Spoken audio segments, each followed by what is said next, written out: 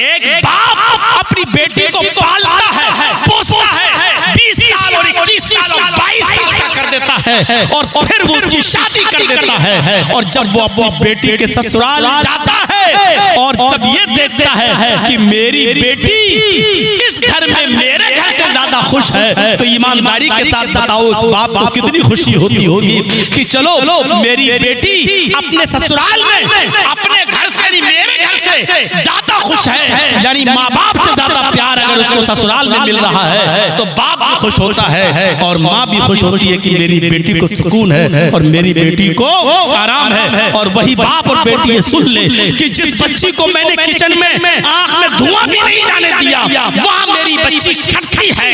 रात के 12-12 बजे तक उसको खाना बनाना पड़ता है, रात के 12-12 बजे तक उसको नन और भावजों की गुलामी करना पड़ती है और रात के 12-12 और 1 बजे तक सोने नहीं दिया जाता है। पूरी गृहस्थी का खाना उससे बनवाया जाता है। तो फिर उस बाप को भी तकलीफ होती है और जिंदगी भर माँ भी रोती है कि हमने अपनी बेटी की शादी जिस जगह की है वो मैं गलती कर गई, पछताती है बेचारी पूरी जिंदगी। इसलिए दूसरों की बहनें और बेटियां घर में लाओ तो उसको अपनी बहनों बेटी की तरह समझो। जब अपनी बेटी से जो काम करवाना गवारा नहीं करते हो वो उस बहू से भी करवाना गवारा ना करो। अपनी बहन से जो करवाना ना चाहो वो उस लड़की से भी करवाना गवारा ना समझो। इसलिए मेरे भाइयों दूसरों की बहन और बेटी की इज्जत करो। वो पूरे घर का खाना क्यों बनाएगी? क्यों? ठीक है, आप शौहर है आपका खाना बना देगी, आपके बाप है उनका बना देगी, आपकी माँ है उनका बना देगी, लेकिन आपके और भी भाई है उनकी भी शादियां हो चुकी है, वो सारे आपके भाइयों का और उन सारे भाइयों की बीवी का खाना वो क्यों बनाएगी? किसके हक दिया है? कौन सी शरीयत कहती है कि पूरे घर के जितने भाई और भाभियां सबका खाना उससे बनवाओ? कौन सी शरीयत कहती है तुमसे? सबके कपड़े धोए, क्यों धोएगी वो सबके कपड़े? शौहर की खिदमत के लिए वो गई है, शौहर की खिदमत में कमी नहीं करेगी। लेकिन हाँ, पूरी गृहस्थी का कपड़ा धुलना उसकी जिम्मेदारी नहीं है। अगर धुल देती है तो ये उसका अखलाक है, उसका किरदार है, लेकिन पूरे घर की और पूरे गृहस्थी के कपड़े धोने की जिम्मेदारी उसके ऊपर आए नहीं होगी। कसाई मत बनो। हजरत ज़ैद इब्न हारिसा नहीं गए अपने बाप के साथ, क्या मोहब्बत। और सुनिए एक वाकया बड़ा दिलचस्प, मैं जानता हूं ठंडियों की रात है लेकिन बड़ा दिलचस्प वाकया सुना रहा हूं, सुन लो मेरे भाई, उसके बाद चले जाना। सुन लीजिए, बहुत दिलचस्प वाकया। अल्लाह के नबी जनाब मोहम्मद रसूलुल्लाह हिजरत करके जब मक्के से मदीना जा रहे हैं, मंजर देखिए, मदीना पहुंच गए। मदीने की औरतें अपने घरों की छतों पर चढ़ गईं कि देखे मोहम्मद रसूलुल्लाह मक्के से आ रहे हैं, मदीना तशरीफ ला रहे हैं। बड़े बड़े खानदान, जो बड़े बड़े कबीले थे, एक कबीला था कबीले औस और एक कबीला था कबीले खजरज। औस और खजरज ये दोनों बड़े अमीर कबीले थे। इन लोगों ने मोहम्मद रसूलुल्लाह की ऊँटनी की लगाम को पकड़ लिया। अय अल्लाह के रसूल आप हमारे घर पे रुकिए। बड़े अमीर घर थे। जैसे कहा जर्जी साहब आपने हमें डेट दिया है, आपके रहने का इंतजाम हमने गांव में सबसे अच्छे घर में किया है माशाअल्लाह। अभी नया घर बना है, नए पंखे लगे हैं, एसी लगा है। और जर्जी साहब ने भी कह दिया ठीक है माशाअल्लाह, आपने हमारे आराम का बहुत ख्याल रखा। यहाँ अल्लाह के नबी से वो लोग कह रहे हैं अय अल्लाह के रसूल हर किस्म की सहूलत है हमारे घर में, आप हमारे घर ठहर जाइए। उधर खजरज वाले कह रहे हैं अय अल्लाह के नबी हमारे कबीले में चलिए, हमारे घर रुक जाइए। अल्लाह के नबी क्या जवाब देते हैं? आए औस और खजरज के लोगों, इस ऊँटनी की लगाम को छोड़ दो। ये ऊँटनी अल्लाह के हुक्म से रोकेगी, मेरी मर्जी से नहीं। रोक छोड़ दो। ये ऊँटनी जहां रुक जाएगी, जिसके मकान के सामने रुक जाएगी, मैं उसी मकान में ठहरूंगा, वो मेरा मेजबान होगा, हम उसके मेहमान होंगे। अल्लाह के नबी औस और खजरज को छोड़ते हुए और आगे बढ़े। मदीने की औरतें छतों पे चढ़ के ये मंजर देख रही हैं। जैसे हमारे और आपके यहाँ जब कोई बारात जाती है और दूल्हा घोड़े पर बैठा हो तो घर पे औरतें भी चढ़कर दूल्हा को देखने लगती हैं, देखें दूल्हा कैसा है, देखें उसकी पर्सनालिटी क्या है। ऐसे ही अल्लाह के नबी मक्के से मदीना आ रहे हैं, मदीने में दाखिल हो चुके हैं। मदीने की औरतें छतों पे चढ़कर इस मंजर को देख रही हैं और मदीने की छोटी छोटी 5-5 साल की और 6-6 साल की छोटी छोटी बच्चियां ढोल बजा रही हैं और गीत गा रही हैं और गीत गाते गाते वो ये जुमले अदा कर रही हैं। तलाल बद्रु अलैना मिन सनियातिल वदाई, तलाल बद्रु अलैना मिन सनियातिल वदाई वजब शुक्र अलैना मा दा लिल्लाहि दाई। अल्लाह का शुक्र है आज मोहम्मद रसूलुल्लाह हमारे गांव में, हमारे शहर में आए हैं। आज 14वीं रात का चांद मदीने में चमका है। हम अल्लाह का जितना भी शुक्रिया अदा करें कम है। अल्लाह के नबी की शान भी अशार पढ़ती जा रही है और अल्लाह के नबी आगे वहीं अबू अय्यूब की बीवी उम्मे अय्यूब खड़ी हैं और कहती हैं, अय अबू अय्यूब, अगर आज मोहम्मद रसूलुल्लाह मेरे घर पे रुक जाएं तो कितना अच्छा हो। आज मुझे रसूल की मेहमान नवाजी करने का मौका मिल जाए तो कितना अच्छा हो। अल्लाह के नबी ने कहा, अरे चल चल, दिन में दिन में तारे दिख रही है। अमीरों के घर में तो नबी रुके नहीं, तेरे घर में रुकेंगे। क्या है तेरे पास? पूरे मदीने में सबसे ज्यादा गरीब घर, पूरे मदीने में सबसे ज्यादा गरीब घर अबू अय्यूब अंसारी। और उनकी बीवी कह रही है कि अल्लाह के रसूल अगर मेरे घर रुक जाए तो कितना अच्छा हो। एक गरीब को भी मोहब्बत ये थी कि रसूल हमारे घर रुक। अल्लाह के नबी अबू अय्यूब कहते हैं, अरे चल, दिन में तारे दिख रही है, अमीरों के घर में तो रुक नहीं रहे, तेरे घर में रुकेंगे। अरे जा जा। उम्मे अय्यूब कहती है ठीक है। अंदर घुस गई, कुएं से पानी खींचा, वुजू बनाया, घर में 2 रकात नफिल पढ़ी, हाथ उठाकर दुआ करती है, इलाहुल आलमीन, अमीरों को तो तू बहुत कुछ दे चुका है, इस गरीब घर को मोहम्मद रसूलुल्लाह की मेजबानी सौंप, मुझे मेजबान बना दे, मोहम्मद रसूलुल्लाह को मेरा मेहमान बना दे। अगर आज मोहम्मद रसूलुल्लाह की मेजबानी मुझे मिल जाए तो तेरी रहमत में क्या कमी आ जाएगी, तेरा क्या बिगड़ जाएगा। उम्मे अय्यूब दुआ कर रही है, दिल से जो आह निकलती है वो अथर रखती है, पर नहीं ताकत परवाज़ मगर रखती है। दिल की गहराइयों से ये दुआ निकली थी। ऊंटनी अबू अय्यूब अंसारी के मकान पर आई, लेकिन बैठी नहीं।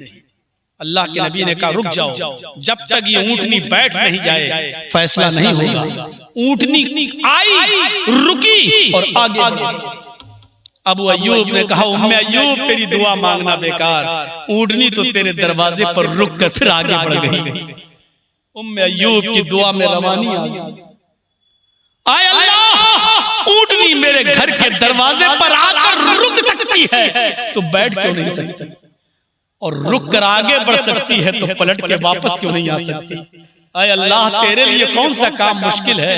आज मोहम्मद की मेजबानी मुझे चाहिए, गरीब को चाहिए। ऊंटनी पलटी और फिर अबू अय्यूब अंसारी के मकान पर आई, खड़ी हुई और थोड़ी देर के बाद बैठ गई। अल्लाह के रसूल ऊंटनी से उतरे और अबू अय्यूब से कहा, अबू अय्यूब, अल्लाह ने मुझे तुम्हारा मेहमान बना दिया, तुम्हें हमारा मेजबान, जाओ घर के अंदर हमारे बैठने का, उठने का, लेटने का इंतजाम। अबू अय्यूब कहते हैं दौड़ते हुए अंदर गए। उम्मे अय्यूब बस कर, अल्लाह ने तेरी दुआ सुन ली। ऊंटनी दरवाजे पर रुक गई, बैठ गई और नबी आना चाहते हैं। उम्मे अय्यूब कहती है थोड़ा सा टाइम ले लो अल्लाह के रसूल से, बस मैं अभी इंतजाम करती हूँ। फिर 2 रकात और पढ़ती है। कहा अब क्यों पढ़ रही हो? कहा वो मैंने नबी को मांगने के लिए मैंने नफिल पढ़ी थी, अब अल्लाह का शुक्रिया अदा करने के लिए शुक्राना अदा कर रही हूँ 2 रकात नफिल पढ़कर कि तूने मोहम्मद रसूलुल्लाह को हमारा मेहमान बना। 2 रकात पढ़ती है और फिर नीचे कुछ बिछाती है, इंतजाम करती है, ऊपर चली जाती है। अल्लाह के नबी नीचे रहने लगे, वो ऊपर। गौर करें, अब अल्लाह के नबी सल्लल्लाहु अलैहि वसल्लम को इन लोगों ने कहा कि आप ऊपर रहिए, फिर उठाकर अबू अय्यूब अंसारी और उम्मे अय्यूब नबी अकरम सल्लल्लाहु अलैहि वसल्लम को ऊपर लेकर, यही कमरा था, कच्चा ये था और एक ऊपर की छत थी, बस ऊपर बढ़ा दिया। अब अल्लाह के नबी सल्लल्लाहु अलैहि वसल्लम से जब लोग मिलने आते थे तो बड़ी तकलीफ होती थी, क्योंकि इनको फिर पर्दा करना पड़ता था और इंतजाम फिर ऊपर। तो अल्लाह के नबी ने फरमाया, अबू अय्यूब एक काम करो, तुम ऊपर रुक जाओ और मुझे नीचे रहने दो, इसलिए कि मुझसे लोग मिलने के लिए आते हैं। कहने लगे अबू अय्यूब, अल्लाह के रसूल आप नीचे रहेंगे और हम छत पर आपके ऊपर रहेंगे, ये मेरी मोहब्बत का तकाजा नहीं कि आप नीचे रहें और मैं छत के ऊपर, और मैं उस छत पर चलूं जिसके पैर उस छत पे पड़े जिसके नीचे अल्लाह का प्यारा नबी सो रहा है। नहीं अल्लाह के रसूल, हमसे ऐसा नहीं होगा। आपने बहुत गुजारिश की और कहा कि नहीं अबू अय्यूब मुझे नीचे रखो, क्योंकि मुझसे लोग मिलने आते हैं और तुम्हें परेशानी होती है, तुम और अबू अय्यूब ऊपर चले जाओ। बहरहाल अबू अय्यूब ने फिर बात मानी और अल्लाह के रसूल को नीचे रख दिया और ऊपर ये दोनों रहने लगे। एक दिन की बात है, रात में हजरत अबू अय्यूब अंसारी उठे और घड़े से मटके से टकरा गए। पानी का बड़ा मटका था, उससे टकरा गए, मटका फूट गया और पानी छत के ऊपर आ गया। अब पानी छत से टपके ना और कहीं मोहम्मद रसूलुल्लाह को परेशानी ना हो। ये दोनों सर्दियों की रात में अबू अय्यूब अंसारी और उम्मे अय्यूब जो लिहाफ ओढ़े हुए थे सर्दियों में, इन दोनों ने वो लिहाफ उठाया और पूरा का पूरा लिहाफ उस पानी पर डाल दिया, ताकि छत पर पड़ा हुआ ये पानी ये लिहाफ जज्ब कर ले और पानी नीचे न टपकने पाए, कहीं मोहम्मद रसूलुल्लाह को तकलीफ न हो। पानी लिहाफ में जज्ब हो गया, लिहाफ तो भीग गया। ये दोनों सख्त सर्दी में ठिठुरते रहे और बैठे रहे। अल्लाह ताला ने ये पूरा वाकया अपने नबी जनाब मोहम्मद रसूलुल्लाह को बजरिए वही बता दिया। अल्लाह के नबी सल्लल्लाहु अलैहि वसल्लम इस मोहब्बत को देखें। पूरा वाकया बताने का मेरा भाइयों मकसद ये था कि इतना भी गवारा नहीं कि मेरे नबी के ऊपर पानी का एक कतरा भी सख्त सर्दियों में गिर जाए। अपना लिहाफ पानी पे डाल दिया और पानी को जज्ब कर लिया। पूरी रात सर्दी में बैठे रहे, लेकिन मोहम्मद रसूलुल्लाह के ऊपर पानी का एक कतरा भी नहीं गिरने दिया। ये मोहब्बत का कौन सा मायार था? क्या ये मोहब्बत है आज हम मुसलमानों को? ओहद के मैदान में लड़ते लड़ते किसी ने अफवाह उड़ा दी, मोहम्मद कत्ल कर दिए गए, मोहम्मद को मार दिए गए। ओहद की जवाई में ये खबर फैल गई कि मोहम्मद कत्ल कर दिए गए, मोहम्मद मार दिए गए। सहाबा बितकने लगे, इधर उधर फिर गए, ये क्या हुआ? एक अंसारी औरत, एक अंसारी खातून कबीले गामदिया से, बूढ़ी औरत जिसका बेटा भी मैदान जंग में था, जिसका भाई भी मैदान जंग में था, जिसका बेटा जिसका शौहर भी मैदान जंग में था। मेरे भाइयों गौर करो, बाप भी, भाई भी, बेटा भी, शौहर भी, सब लोग मैदान जंग में लड़ रहे थे। ये मोहम्मद रसूलुल्लाह का पता लगाने के लिए घर से निकल गई। बूढ़ी औरत घर से निकली पता लगाने के लिए। एक नौजवान मिला, कहने लगी, नौजवान मैंने सुना है कि मोहम्मद रसूलुल्लाह कत्ल कर दिए गए, क्या ये खबर सही है? कहा कि खबर तो मैंने भी सुनी है, मोहम्मद रसूलुल्लाह कत्ल कर दिए गए, मैं उन्हीं का पता लगा रहा हूँ, सच्चाई क्या है। लेकिन हाँ आए माँ, मोहम्मद रसूलुल्लाह कत्ल किए गए या नहीं किए गए ये तो मुझे नहीं मालूम, लेकिन ये हकीकत है कि कत्ल तेरा बाप उस जंग के अंदर कत्ल कर दिया गया। ओहद में तेरा बाप मारा गया। ये अंसारी औरत कहती है, अरे नौजवान मैंने अपने बाप के बारे में नहीं पूछा, मुझे मोहम्मद रसूलुल्लाह की फिक्र है, फातिमा के बाप की फिक्र है। मुझे ये बता कि उस जंग के अंदर मोहम्मद रसूलुल्लाह मारे तो नहीं गए, आप कत्ल तो नहीं कर दिए गए? कहने लगा मुझे नहीं मालूम। फिर आगे बढ़ती है, जिस सहाबी को देखती उसको पकड़ लेती और कहती मैदान जंग में सुना है मोहम्मद कत्ल कर दिए गए, क्या ये अफवाह है या सही बात है? वो सहाबी कहता, माँ मुझे नहीं मालूम कि जंग के अंदर नबी का क्या हाल है, जो तूने सुना वो मैंने भी सुना, लेकिन ये सच है कि जंग के अंदर तेरा भाई कत्ल कर दिया गया। पहले बाप का सुना, अब भाई का सुनती है। कहने लगी कि मैं मोहम्मद रसूलुल्लाह के बारे में पूछ रही हूँ और तू मेरे भाई के बारे में बता रहा है। कहा कि मुझे नहीं मालूम, और आगे बढ़ती है, एक और को पकड़ती है, सहाबी को कहती है कि जंग का क्या हाल है, सुना है कि मोहम्मद कत्ल कर दिए गए। वो कहती है, वो कहता है सहाबी कि माँ मुझे नहीं मालूम, जो तूने सुना वो मैंने सुना, लेकिन ये सच है कि जंग के अंदर तेरा बेटा कत्ल कर दिया गया है। चीखती है, मेरे बेटे के बारे में बता रहे हो, कोई बाप के बारे में बता रहा है, कोई बेटे के बारे में, कोई भाई के बारे में, मुझे मोहम्मद रसूलुल्लाह के बारे में कोई नहीं बता रहा है। एक और नौजवान दौड़ता हुआ आया, कहने लगा माँ क्या हुआ? कहा मोहम्मद कैसे? सुना है कि मोहम्मद कत्ल कर दिए गए। उस नौजवान ने बताया, नहीं नहीं माँ, ये गलत खबर है, मोहम्मद कत्ल नहीं किए गए हैं, मैं अभी देख कर आया हूँ, मोहम्मद रसूलुल्लाह खेमे में मौजूद हैं, सही सलामत है, लेकिन माँ जंग के अंदर तेरा शौहर कत्ल कर दिया गया है। बाप भी, भाई भी, बेटा भी, और अब सुना कि तेरा शौहर भी, कलेजे पे चोट लगी। कहने लगी मुझे मेरे शौहर के बारे में मत बता, मुझे आयशा, मुझे खदीजा के शौहर के बारे में बता कि वो कैसे हैं। अल्हम्दुलिल्लाह वो ठीक है, सब कह रहे हैं कत्ल कर दिए गए, तू कह रहा है ठीक ठीक, मुझे चल के दिखा। उसने कहा आ, वो लेकर गया, खेमे का पर्दा हटाया कि देख ये मोहम्मद रसूलुल्लाह हैं। उसने जब अपनी नजरों से मोहम्मद रसूलुल्लाह को देखा तो चीख पड़ी, कुल्लु मुसीबतिन बादका जलल। अल्लाह के नबी आप सलामत हैं, तो बाप का गम भूल गई, बेटे का गम भूल गई, भाई का गम भूल गई, शौहर का गम भूल गई। आप सही हैं तो मुझे कोई परेशानी नहीं है।